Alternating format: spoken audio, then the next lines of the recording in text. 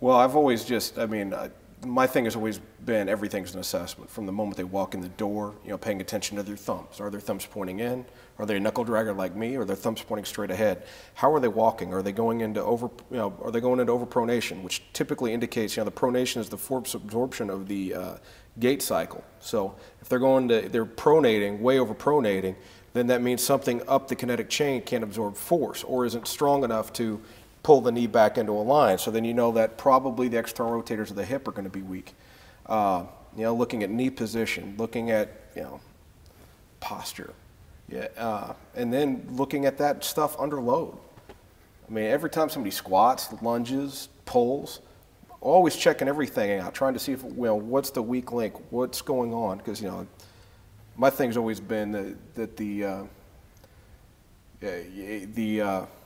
it's always going to go through the weakest link. That's going to be where the breakdown occurs. So where's that breakdown occurring? Why is it occurring? Let's go back and fix that. And if I don't know how to fix it, I'll find somebody else who does. So. Yeah, it's great. We were just talking about the whole assessment boom, right? And yeah. I think obviously we look at them differently and a little harder maybe now. But I think I've gotten away from strength testing guys immediately, whereas I used to just want to strength test everybody, and then we'll see where they're at. The new kids that come into our program don't strength test. We'll do this run and jump test, and we'll wait till they've been with us for about 10 months before we do any kind of strength test. They start lifting, but we don't actually test them, which is good and bad, because if they were training, we get to break the habits that we might not like that they picked up, and they get to learn to do it our way. Yeah, I don't know, the field, I don't know if we're progressing as fast as other fields, to say the least. The nature of us, hard work, but yet the world's so complex now that, I'm looking towards biostatistics and getting those people involved, PhDs in statistics, but yet it's so hard because I'm only a strength coach. I was never trained, and with all this diagnostics that we have, with all the screening and everything that you can take, I'm like, there's a lot that can be put together here. We just need to, as a coach, I think the field's changing, that you have to go out. You can't be afraid to ask for help for people that, because look, I don't think anything that's going to be great nowadays is going to be built by one person. Because the world's too complex, so you need to get experts in all parts. Because first, if you have something great, you need to figure out how to make it an app. Then you need to figure out how to market it to people. You need to figure out and then even selling yourself as a coach. You got to do that. It seems like, even I've been in the field 16, 17 years now. I still have to sell myself to people, which you're like, okay, but read personal development books. But ultimately, this whole field, to progress it, you need to get together in groups. I feel that's the future of this, and then look towards the future, because I truly believe that great companies and great organizations run towards the future. They try to figure out where we're going and be there first. And that's where the field is, because, if you look at it, there's not too many training periodization models that have been developed in the last 20 years. Yeah. There's some variations of others, but really, there's not that many that have been created. So are we at the end limits of creating a periodization model that's best?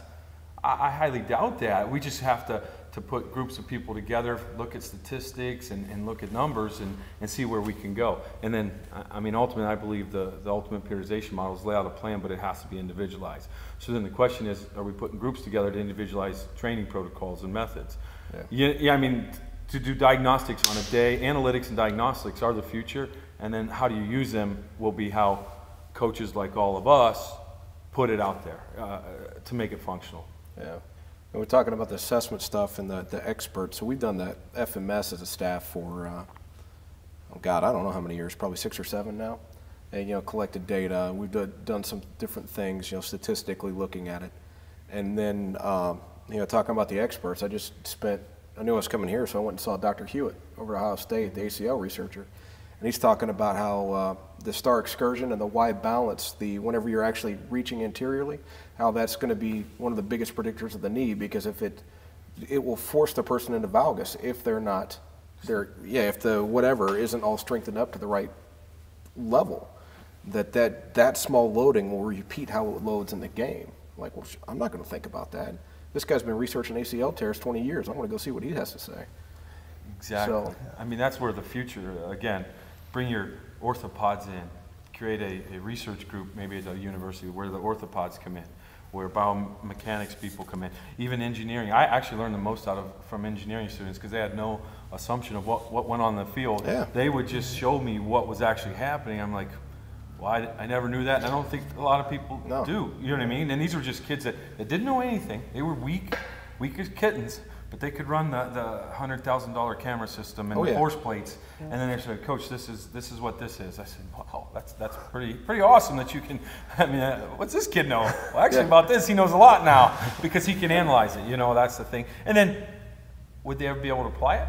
No. That's where I have to, and coaches like us have to come in and apply the knowledge, really.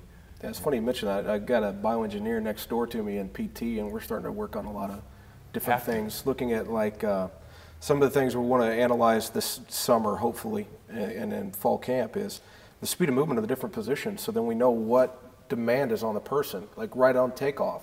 You know, how fast is that person moving whenever they are doing a drive block, if they're winning or losing, and maybe that's going to help us know how to train that athlete better. We'll know, okay, well, offensive lineman needs accelerative strength. Defensive lineman needs strength speed. So we'll know how to train them specifically for that. You know, everybody, you know, my opinion has just always been too much. Yeah, this is me getting on a rant. I rant. This happens. That everybody's all this is my stuff. I'm going to protect my stuff. Nobody else can do this as good as me. Man, my program's my program. You want to talk about anything? We'll sit down. I'll go over everything. You know, I think everything's got to be an open door policy. I mean, look at Lou and so many different people who just, you and et cetera, just come in, sit down, let's talk. Because how we're going to make things better is by doing things like that. And reaching not even just outside each other, you know, to just the different coaches, but yeah, I don't know how to read a Vicon system or a, you know, the force plate stuff with all the different curves, or the accelerometer that we used on the Mad Max to actually find out the force that was put into there and the power. I got no clue.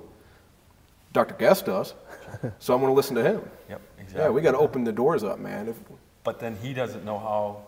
He doesn't even know what to test for without you. Right. So like you can't be afraid to like share things, and that's the big thing. Open door. Look, I just assume I'm the dumbest person in the room when I walk in. Oh, I know damn sure I'm the dumbest person. And it's actually pretty liberating. So then you get to learn at that point from anybody, right? So yeah, you don't have to worry about saying something stupid because you know you're going to say something stupid.